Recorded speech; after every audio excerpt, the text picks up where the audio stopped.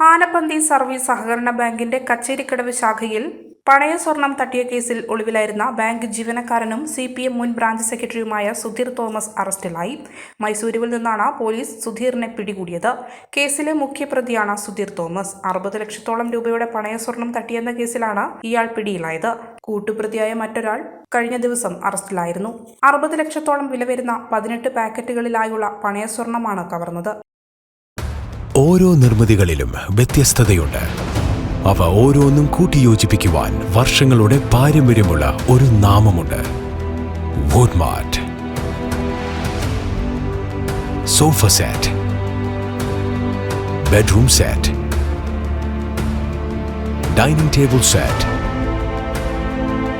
Wardrobe and cot, fancy light തുടങ്ങി ഒറ്റനിലയിൽ നോക്കത്താ ദൂരത്ത് ഫർണിച്ചറുകളുടെയും ഏറ്റവും വലിയ വ്യാപാര സമുച്ചയം.